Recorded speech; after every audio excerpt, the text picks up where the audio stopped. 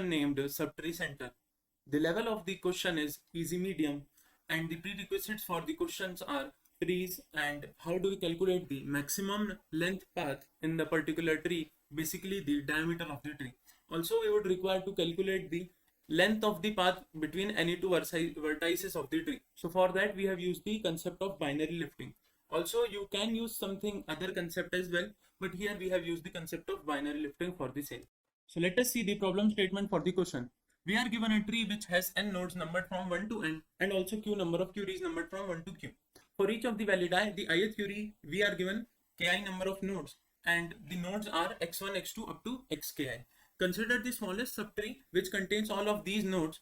You should find all the centers of this particular subtree. So basically we will be given a tree which has n number of nodes, and then for this particular tree only we will be given q queries, and for each of the query there will be number k followed by k nodes in that particular tree only.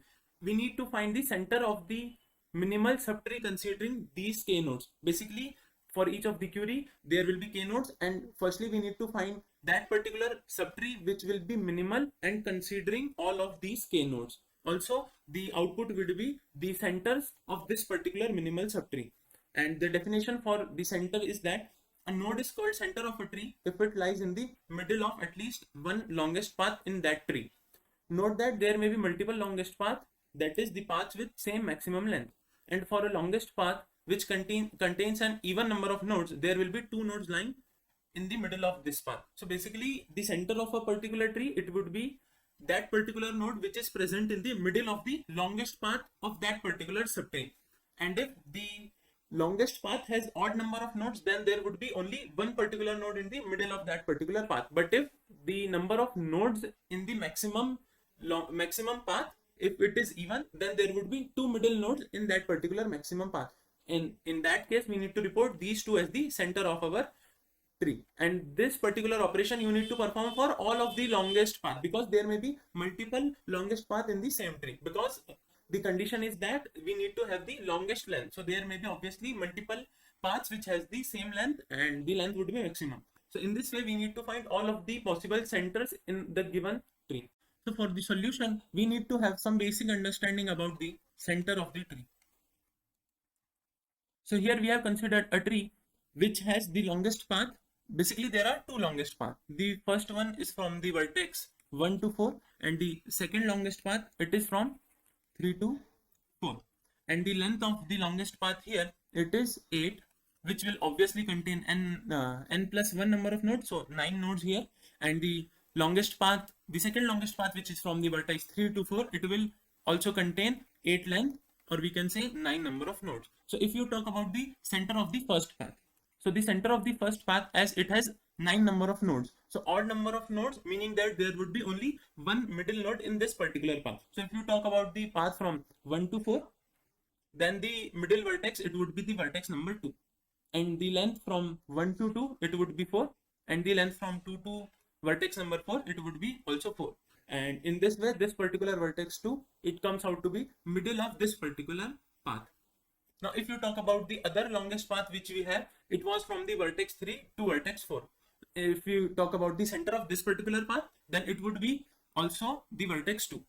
How so? Because this particular path, it has also 9 number of nodes. So as already mentioned in the question, if you have odd number of nodes, then there would be only one middle vertex which will be on the equidistance of that particular longest path. As this particular path has the length 8, so you would travel 4 from this particular vertex 3 in the direction of vertex 4. We will have this particular 2 as the middle point of this path only, and the length from 3 to 2, it is 4, and also from the vertex 2 to 4, it is also 4.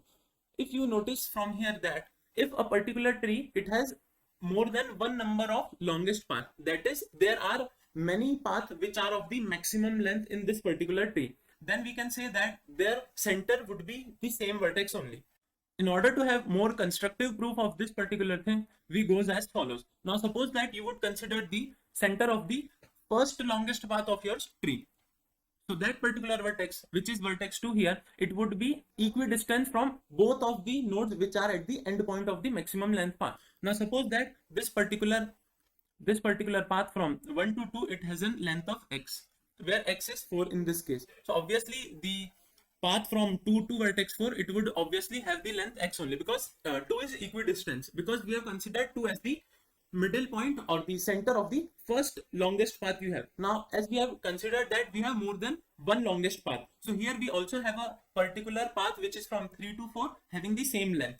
So it is another longest path we have in the same subtree. Let's talk about the middle point of this particular second longest path. So what it would be? It would be vertex 2 only. This is we are required to prove. Now suppose that we are assuming that there is some other vertex which is the middle point of this path only. Okay, so we are basically proving our fact by contradiction. Now suppose that there is some general node. We would take, suppose, this particular node. Okay, so this particular node which is say 5 here, so we are considering by contradiction, and we are assuming that vertex 5, it is the middle of the path from 3 to 4. So as this is the middle of the path which is the longest path, so it is required to have equidistance from both of the nodes, and as it would be obviously having the same length as you have considered for the first part, and for the first part the length was 2x, because x from 1 to 2 and x from 2 to 4. So this path has to be of length 2x with 5 vertex as the middle point. So the vertex 3 to 5, it would have length x, and 5 to 4, it would also have length x. Okay, now if you talk about this particular thing, now you have considered that 5 is also the middle point. Now if we talk about the distance from 2 to 5, now obviously this would happen that either 5 would be on the left side or the right side, somewhere with respect to 2. So what you can conclude from there, as you also have some particular path which is from 5 to 3 of length x, and also there is some positive path from 2 to 5. So in this particular way, you would have a path which is greater than x units if you talk about one of the side from the vertex 2. So you can have another greater length path. Basically what you would do, if you talk about this case, then there would be another maximum length path greater than the 8 length here. Basically you would generate another path which has length greater than 2x, but this will follow our contradiction, because if you consider this path, then it has already length x here and some positive value, because the vertices 2 and 5 are different. So you already have some sort of path here which is greater than x unit length, and this path, it is of x unit length. So in total you would have a path which is greater than 2x, but it follows our contradiction, because the maximum length path you had considered earlier, it was having length 2x only.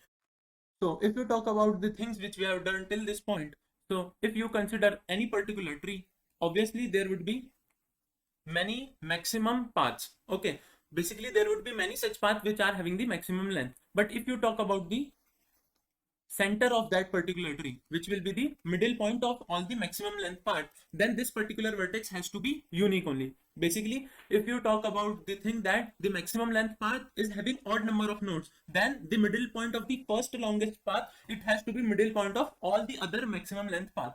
And similar goes if you have even number of nodes in your maximum length path.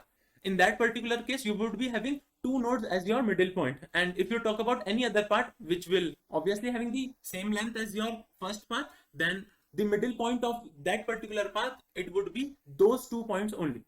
So the aim for this particular thing to prove is that now if you want to calculate the center of any general particular tree, so what you will do, you will not calculate all of the longest length path. You would just calculate one of the longest length path, and if it is odd node, then you would go for the one middle node of that particular path. But if it is consisting of even number of nodes, then the answer for that particular tree, it would be those 2 nodes which are in the which are basically present in the middle of that particular longest path. Now with the all of the things which we have done earlier, our question is just now reduced to the fact that we just need to calculate the longest path for each query. And to answer the query, we will just go to the middle point of that particular longest path. And to do so, we just require one of the longest path, because we have already seen that their middle point would be the same. So the center of that particular subtree, it would be the same if you consider any of the longest path. So we just require to have the longest path for each of the query. Now suppose that we have formed a particular subtree like that, which has 1, 2, 3, 4, 5 nodes included in the query. Basically we are given the set 1, 2, 3, 4, 5. So we have formed the subtree from our original tree. So the claim here is that if you talk about the longest path in this particular subtree, so it will be obviously from leaf to leaf. This is like not only applicable here, it is applicable to any of the tree. That is, if you talk about the longest path of any of the tree, it has to be from leaf to leaf. It is a basic trivial knowledge about the path of the tree. Okay, so it has to be from leaf to leaf. Now, if you consider this particular subtree, then you will notice that the leaves of this particular subtree are the members of this set only. Okay, so why so? Because suppose that you are having some sort of vertex included in this subtree only, which is not included in our set. So why do we consider this particular vertex even? Because if you omit this particular vertex from your tree, then this particular subtree contains all of the elements of your set, and also this is the minimal if you consider the previous one, because it is having one of the node less. So this particular point's proof here is that if you talk about the leaf nodes of the minimal subtree you have, so all those nodes will be the part of your given set only. Because here we are given, suppose, the set which includes the vertex 1 2 3 4 5, then the leaf nodes of the minimal subtree, they would only from this particular set. So this particular fact is enough for us to solve the question, because what we are required to do, we are just required to calculate the longest path of this particular subtree, and as the longest path of any general tree, it is from leaf to leaf, and all of the leaf are from this particular set only. So our question is now reduced to the thing that if you consider all of the vertices from this particular set only, then you need to calculate that particular path which has the maximum length, and the end point would be from this particular set only. So we just need to apply DFS. With the help of DFS, we can find the longest path. So this completes our solution. Let us dive into the coding part, because that would be very helpful for us to have an more better understanding of this particular question. So let us see the code implementation of our solution. After taking the input of n and q, where n represents the number of nodes in our tree and q the number of queries, we will take the input of n minus 1 edges, and we have maintained the adjacency list of our tree. This particular number, max log n, it is initialized to 20, where max log n, it represents the maximum value of log n, and as the value of n, it is 10 to the power 5. So to be on the safer side, we have taken the value of this term as 20, because 2 to the power 20, it is somewhere around 10 to the power 6, and as the value of n is 10 to the power 5, so it works. And the requirement of this particular term is in the binary lifting concept. This particular data structure, it is used to store the 2 to the power ith ancestor of a particular node. This is the part of the binary lifting concept. So I will not go into much deeper into the binary lifting, because it is standard and it is not the major focus of this particular question. Okay. We have also used the arrays of depth, parent, tin andtout. This is the main DFS function, and the work of this particular DFS function is to store the tin, tout, the parent and the depth of all of the vertices in our tree. And we would invoke this particular DFS function with the parameters 1, 0, where 1 represents our root node and 0 we have considered the parent of the node 1. Okay. This particular pre-computation is done in order to apply the concept of binary lifting. And for any general vertex I, we would store the 2 to the power jth ancestor of this particular node I in st of I, j. This part I would be just skipping on, because this is the standard part of binary lifting concept. This function is the calculation of lowest common ancestor of any of the two vertices which we have in our tree, and this uses the binary lifting concept here, and in order of log n only we would have the lowest common ancestor of any two vertices, and this is the requirement here, because if you consider the path from any two vertices, it would obviously go from their lowest common ancestor. This is the main part of our question, where we need to answer each of the query. So we have taken the input of k followed by k numbers, which will be given as the vertices you need to consider as the form of the minimal subtree. Now, in order to calculate the answer, as we have already seen in the solution, what we are required to do? We are required to calculate the middle point of the longest path which we have, considering these points as the subtree. And as we have already seen that the maximum path is from leaf to leaf, so we just need to check that for two vertices from these k only, which are those two vertices which are considering the longest path. Okay, so for this particular thing, what we will do, we will apply the 2DFS function, basically what 2DFS thing is that in order to calculate the maximum length path, you would start from any general node, say n1, and you would go to a node n2, which is that node which has the maximum path from n1, and from node 2, which is the n2, we would again do the same thing. That is, you would go to that particular vertex which has the maximum length if you start from node 2. Let's say we would get a vertex node 3. Then you would definitely say that the maximum length path in this particular subtree, it is from the node 2 and node 2 to node 3. This is standard thing. Hope you would know this thing, and we would just apply this fact. Okay. Now, already we have seen that the maximum length is from leaf to leaf, and all of the leaf nodes are among these k only. So we just need to check for the node 1, the possibility of node 2 would be among these k only. And similarly, for if you start from node 2, then the possibility for node 3, that will be obviously among these k nodes only, because these are the leaves only. So we just need to go from n1 to that node which has the maximum length among these k only, because these are covering all of the leaf nodes. Similarly, we would apply the same logic for node 2 and get to node 3. Then we would have the longest path from node 2 and node 3, and just we need to report their middle point as the center of our subtree. So let's just dive into the code. So we have considered our node 1 here as initialized value to a of 0, and we would go for each of the k nodes you have in this particular set of the query, and in order to calculate the maximum, the distance basically. So here comes the concept of binary lifting. So we would just calculate the lowest common ancestor of those two nodes, and in order to calculate their distance, this is the formula. We will just need to do operation with respect to their depths. Okay, and in this particular way, we can calculate that particular node which has the maximum distance starting from the a of 0. Okay, so because initially, the node 1, we can take any of the nodes from k nodes. So here we have taken the a0, which is the first node of our k vertices given to us. So till this point, what we have done, we were to start from the a0. We had calculated that particular node which has the maximum distance, and that particular node has been represented by the variable node. And the task remaining is to again do the same logic if you start from the node variable having node. Okay, hope this point is clear to you.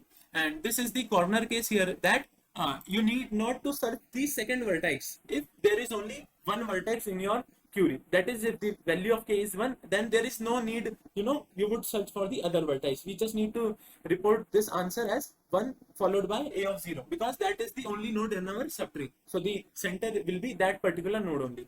In order to calculate the second node, which has the maximum path from our variable node, we would apply the same logic. We would go for each of the k nodes we have in our query, and we would calculate the distance by using the binary lifting concept in log n only. And if the distance is greater than the previous distance, we would update our second node. So if you talk about the computation done till this point, we have the maximum length path in our query. The maximum length path has the ending nodes as node and the second node. Okay, and we have initialized their value to u and v. And now the task remain is to just calculate the middle point. Again, the binary lifting concept come here. That is, firstly we will calculate the distance between the two, and we would traverse half of the distance from that particular node which has the more depth, so that you need not to go to the other side, because if you considered the ancestor of that particular node which has the more depth in these two, then we just need to traverse in up direction only. We need not to go in the downward direction. So that is the concept I used here. So for the depth, for that particular node among the two which has the greater depth, it is represented by u, because if the depth of v is greater than u, we have swapped those values. So here we would say that we just need to traverse half of the distance from u in the upward direction only. In this particular way, we can traverse this particular middle node starting from u in this particular nodes we could jump. Okay, this is equals to their distance by 2, and with the help of binary lifting, the pre-processing which we have already done, we would travel this particular thing, and the node which we are received as the middle point, it is represented by the variable mid. And if the distance is even, notice that if the distance is even, meaning that the number of nodes will be odd, because the number of nodes is 1 greater than that of distance. So in that particular way, we just need to report 1 and the middle point. But if that is not the case, there would be 2 middle points which will be the mid and its immediate parent. And note that in the question we need to print them in the increasing order of their IDs. So we just need to first print the minimum of mid and its immediate parent, followed by the maximum of the mid and its immediate parent. This completes our solution. Let us submit our code.